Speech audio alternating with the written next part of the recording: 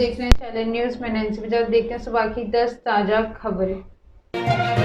साल का आखिरी सूर्य ग्रहण आज 25 अक्टूबर को साल का आखिरी सूर्य ग्रहण पड़ रहा है। आज का ग्रहण भारत में करीब 2 घंटे तक दिखेगा। इस देश के अधिकतर हिस्सों में देखा जा सके। देश के सबसे पहले इसे अमृतसर में शाम 4:19 बजे में देखा जा सकेगा। वहीं मुंबई में शाम 6:09 बजे तक सूर्य ग्रहण दिखाई देगा। ज़्यादातर जगह ग्रहण सूर्यास्त के साथ ही खत्म होगा। दुनिया भर की बात करें तो अमेरिकी स्पेस एजेंसी नासा के मुताबिक आज का सूर्य ग्रहण Europe, north east Africa, middle east और वेस्ट एशिया में दिखाई देगा। यह सूर्य ग्रहण 8 नवंबर को पूर्ण चंद्र ग्रहण भी होगा। एशिया, ऑस्ट्रेलिया, प्रशांत महासागर और अमेरिका में दिखाई देगा। बिरला तारामंडल कोलकाता में खगोल वैज्ञानिक देवी प्रसाद दुआरी के मुताबिक सूर्य ग्रहण देश के उत्तरी और पश्चिम हिस्सों के आसानी से देखा जा सके। देश के पूर्वी हिस्सों में सूर्य ग्रहण दिख नहीं पाएगा क्योंकि इन क्षेत्रों में उस समय सूर्य अस्त हो चुका होगा। ग्रहण की शुरुआत शाम 4 बजे के बाद हो जाएगी। ग्रहण का समय अलग अलग जगहों पर हिसाब अलग अलग रहेगा। 4:50 बजे तक ग्रहण अधिकतर शहरों में दिखने लगेगा।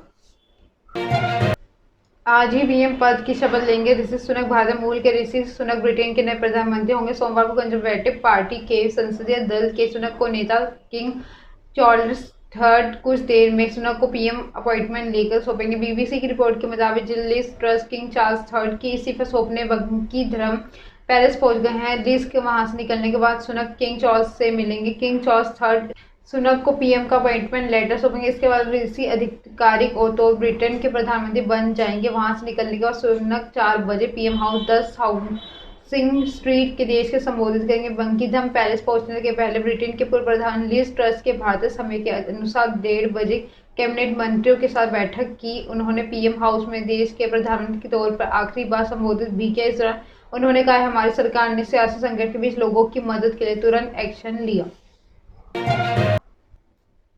ऋषि सुनक पीएम बने, आशीष नेहरा को बधाई मिल रही है। भारतीय मूल के ऋषि सुनक यूके के अगले प्रधानमंत्री होंगे, लेकिन लोग क्रिकेटर आशीष नेहरा को बधाई दे रहे हैं। दरअसल दोनों के चेहरे काफी मेल खाते हैं। कुछ यूजर्स ने सुनक को बॉलीवुड अभिनेता जिम श्रफ के बीच तुलना भी की। कुछ यूजर्स ने नेहरा के मोदी विराट के साथ फोटो शेयर कर कमेंट्स किए। एक यूजर ने लिखा, आशीष नेहरा को ब्रिटेन का पीएम चुन लिया गया। अमित नाम के यूजर ने दोनों तस्वीर शेयर कर लिखा है, अगर आप कंफ्यूज हो रहे हैं तो बाई तरफ भारतीय क्रिकेटर आशीष नेहरा और दाई तरफ ऋषि सुनक है, जो जल्द इंग्लैंड के प्रधानमंत्री बनने वाले हैं। दुनिया की 52% आबादी सिर दर्द से परेशान। सिर दर्द होना एक सामान्य परेशानी है और हर कोई अपने जीवन में इससे कम से कम एक बार जरूर जूझता है। हालांकि दुनिया में ऐसे भी कई लोग हैं जो नियमित रूप से गंभीर सिर दर्द होता है। हाल ही में Norwegian university of science and technology वैज्ञानिकों ने ऐसे मरीजों को डेटा को लेकर बड़ा खुलासा किया। रिसर्च का कहना है कि दुनिया की 52% आबादी हर साल किसी न किसी प्रकार के सिर दर्द का शिकार होती है। इसमें माइग्रेन, नॉर्मल सिर दर्द, चिंता और होने वाला सिर दर्द आदि शामिल है। इस रिसर्च के वैज्ञानिकों को 1961 में 2020 तक उन शोधों को स्टडी किया जाने में सिर दर्द से जुड़े डेटा मौजूद है। वैज्ञानिक ने रिसर्च में बताया है कि दुनिया में 14% लोग माइग्रेन के मरीज हैं। वहीं 26% लोगों को इतनी चिंता हो गई कि ये गंभीर सिर दर्द की वजह बन जाती है। इसरो के सबसे भारी रॉकेट में 36 satellite launch. Indian space research organisation ISRO ने ब्रिटेन के संचार नेटवर्क वन वेब की 36 सैटेलाइट शनिवार रविवार को देर रात 12:07 लॉन्च कर दिए। ये सभी सैटेलाइट सबसे भारी रॉकेट GSLV Mk3 के जरिए लॉन्च किए गए। इसमें लो अर्थ ऑर्बिट में सफलता में स्थापित कर दिया गया।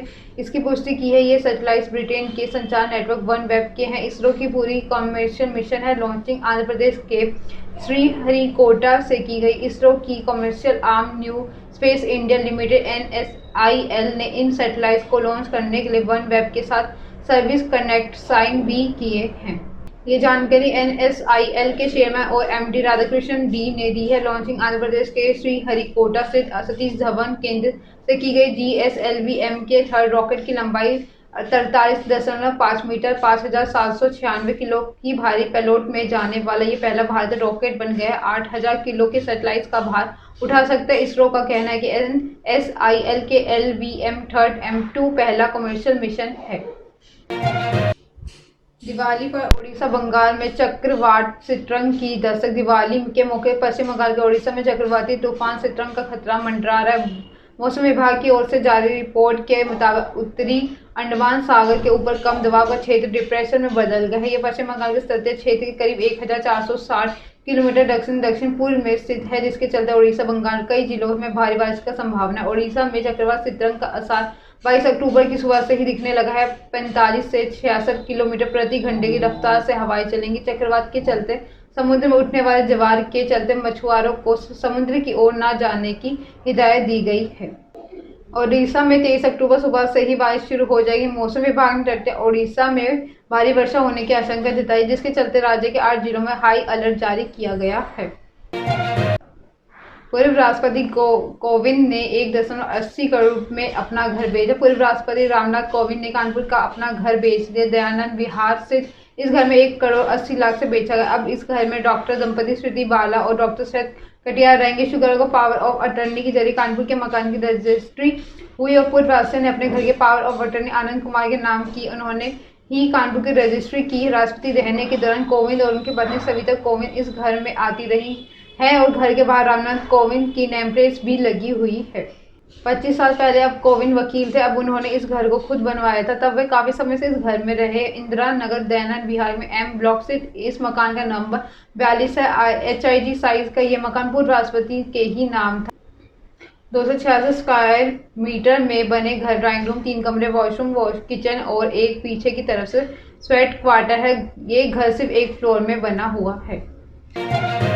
आसमान में शानदार आतिशबाजी का नजारा। सोमवार को यूपी में दिवाली धूमधाम से मनाई गई। लक्ष्मी, गणेश और कुबेर भगवान के पूजन के बाद हर घर में गली मोहल्ला दीपों की रोशनी से जगमग हो गए। आसमान में शानदार आतिशबाजी का नजारा देखने को मिला है। सभी ने एक दूसरे के गले मिलकर मिठाई खिलाकर दिवाली की शुभकामनाएं दी। सीएम योगी आदित्यनाथ गोरखपुर मंदिर में विधि विधान से पूजा अर्चना की। इटावा के सेपई में दीपों से नेताजी अमर रहे और आकृति बनाकर सपा कार्यकर्ताओं ने पूर्व मुख्यमंत्री मुलायम सिंह यादव को याद किया।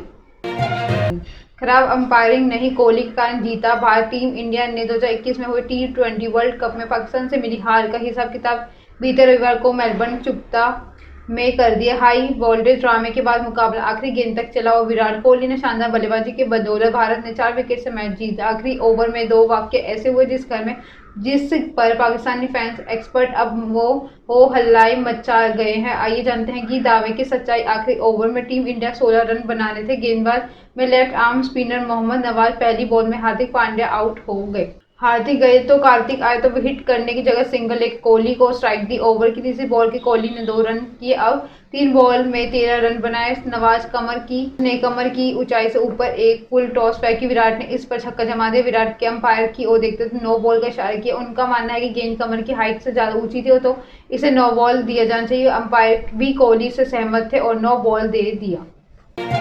बॉलीवुड की इन विवादित फिल्मों को देखकर भड़के लोग। Ajay Devgan, Siddharth Malhotra, Rakul Preet star film Thank God box office पर रिलीज हो गई। रिलीज से पहले ही फिल्म को लेकर खूब विवाद हुआ है। इतना ही नहीं, कई धार्मिक संगठनों ने फिल्म को खिलाफ कंप्लेन और उसके बैन करने की मांग भी की। दरअसल फिल्म थैंक गॉड पर भगवान चित्रगुप्त को गलत तरीके से दिखाने का आरोप लगाया है। इसमें लोगों के धार्मिक भावनाएं आहत हुई। ऐसे पहली बार हुआ है जिसमें पहले ही कई फिल्में रिलीज हो गई है और पहले ही विवादों में आ चुकी। इस तरह की विवादित फिल्मों का आंकड़ा तेजी से बढ़ता जा रहा है। ये थी सुबह की 10 ताजा खबरें। ऐसे अपडेट्स के लिए बने रहे हमारे चैनल को लाइक करें, कमेंट करें एंड सब्सक्राइब करना ना भूलें। धन्यवाद।